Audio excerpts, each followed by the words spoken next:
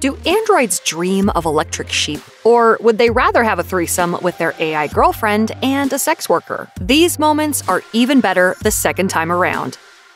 After the opening text crawl of Blade Runner 2049, Officer K arrives at the farm home of an older replicant model named Sapper Morton. This sequence moves at a slow, menacing pace as they talk around the fact that K has been sent to eliminate the older model replicant. If you don't mind, if you could just look up and to the left, please.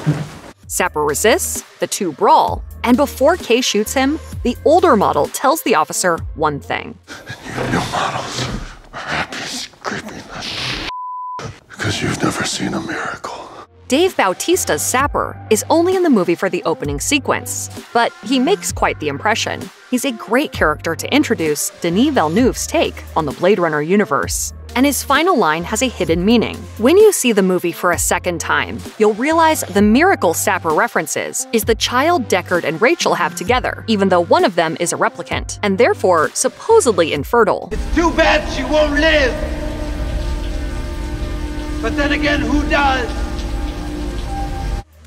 Blade Runner's universe is indebted to sci-fi and literature. The original was based on Philip K. Dick's 1968 short novel, Do Androids Dream of Electric Sheep? But Blade Runner 2049 also contains a handful of direct references to other pieces of literature. The most prominent example comes during the 2 baseline tests K is required to take during the film. All Blade Runners must continually undergo post-traumatic tests to ensure they are fit for duty. In both instances, the dialogue goes quickly enough that it borders on nonsensical during a first watch. Early in the movie, K passes the test. Later in the movie, he fails. Both times, K is asked to recite and repeat passages from Vladimir Nabokov's Pale Fire. What's it like to hold the hand of someone you love, interlinked?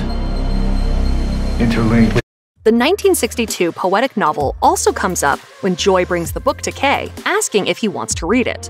Both works, Do Androids Dream of Electric Sheep and Pale Fire, explore the character's mortality, but there is a lot more ambiguity to it than that. The use of Pale Fire is never explained, but it has spawned a great deal of thought and writing on the connection between the novel and Blade Runner 2049.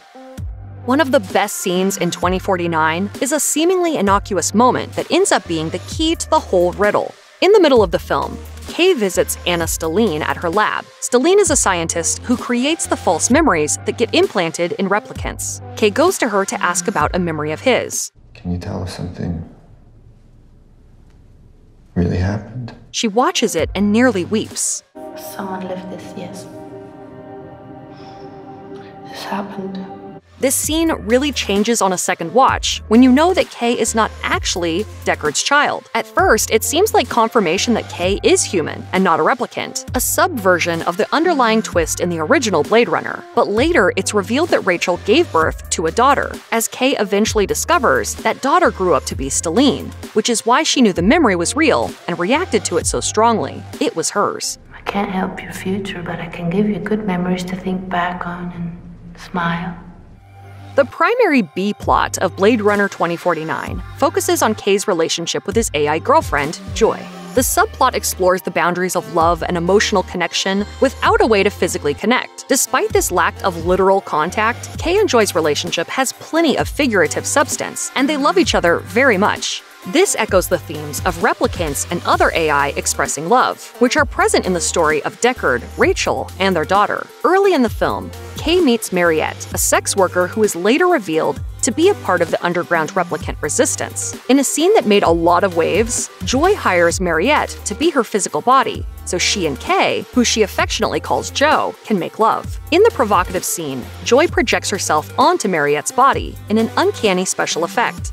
The brilliant CGI truly gives the feeling that there are 3 different people present in the scene, despite it being an intimate encounter between a couple. This sequence echoes many of the themes explored in the 2013 movie, Her, a story set in a society where people are just beginning to date their AI OS companions. The other mysterious literary reference in Blade Runner 2049 comes when Kay breaks into Deckard's abandoned Vegas hideout and the 2 Blade Runners meet for the first time. After Kay finds Deckard, he steps out of the shadows and has some choice words. I didn't happen to have a piece of cheese about you now, would you, boy?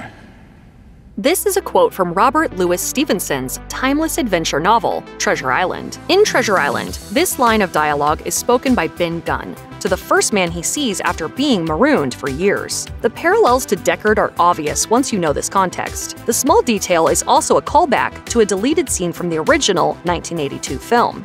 In this scene, Deckard visits Holden in the hospital after being shot by Leon. What you reading? Old favorite, Treasure Island. This adds another referential layer to the scene, making it well worthy of a rewatch. One of the coolest sequences in 2049 is the initial fight between Deckard and Kay in the Vegas hideout. After setting off one of Deckard's traps, Kay stumbles into a lounge room where a malfunctioning hologram plays a projection of Elvis Presley performing on a stage. The hologram flickers between Elvis and Marilyn Monroe, and back to Elvis before a gunshot rings out in the club. The ensuing combat is chaotic and lit by strobes and projections of dancers on the tables. It is incredibly dense, sometimes hard to follow, and definitely worth watching twice. At the end of what devolves into a fistfight, Deckard says something important. Elvis's "Can't Help Falling in Love" plays, and the retired Blade Runner notices. I like this song. This moment is full of symbolism, and later in the movie, Neander Wallace tells us why. Did it never occur to you that's why you were summoned in the first place? Designed to do nothing short of fall for her. To what degree Neander is telling the truth is unclear, but using a song with that title reinforces the idea that Deckard had little choice but to fall in love with Rachel.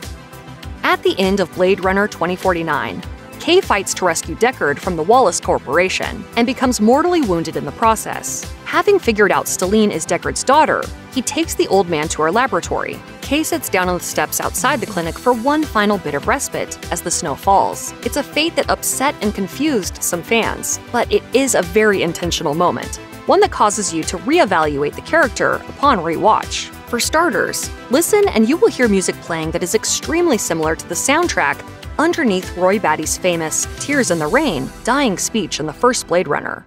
I've seen things you people wouldn't believe. These two moments draw a through line between the characters. Both Roy and Kay ultimately save Deckard in the end of their stories and allow him to have a happy ending.